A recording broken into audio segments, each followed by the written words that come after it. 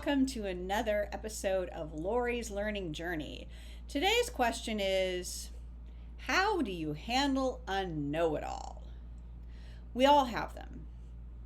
Let's say it's at work, and there's one person who is always having a contest for who can be the smartest person in the room, and they want to win. I think we can all relate. I told my students this. Don't try to be the smartest person in the room, because everyone hates the smartest person in the room because they want to be the smartest person in the room.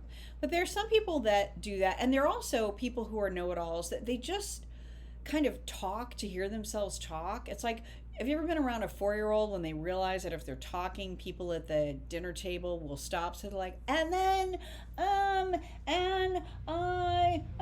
and you can just sort of see it going on and on. So how do you handle a know-it-all?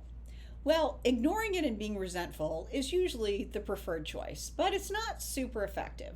So here are some things that I do. First of all, if you're leading the meeting, or for me, if I'm facilitating a session and someone's being a know-it-all, don't be afraid to interrupt and use your body to create some impact. Remember, when you're leading a meeting, your job is not to be friends with everyone. Your job is to have an effective meeting. And can you relate to when you're in a meeting and you're watching the team leader not stop bad behavior? You're like, oh, please stop, right?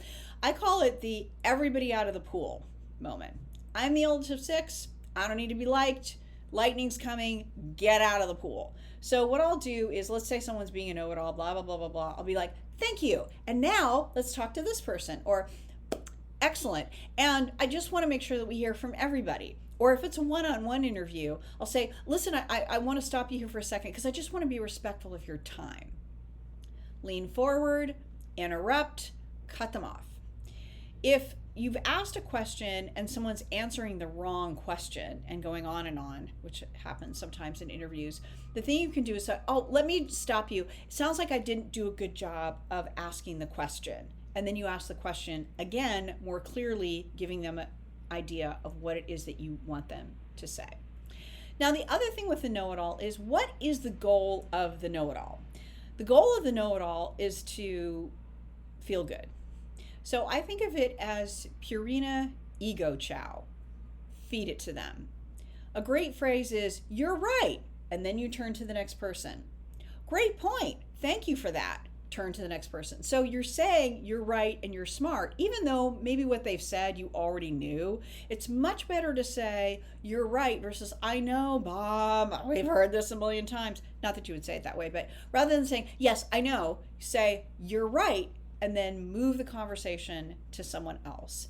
And the other thing you can do is, let's say they're going on and on again, and say, listen, obviously you're very aware of this subject. You know way more than I need to know, but I've got to keep to this agenda here. You're going to be the big knowledge expert, and that's great. But for today, I want to stay focused and make sure we're respectful of everyone's time. And then you smile. So try this at home. Who do you know that's a know-it-all that you can give a little love to? Yes, you're right. And then cut it off and set that boundary. I know you can do it. That's it for Lori's Learning Journey. Thank you so much for joining me. I really do appreciate it. Hope you like it. Please comment. Please let me know what you're thinking, and I'll see you next time. Bye.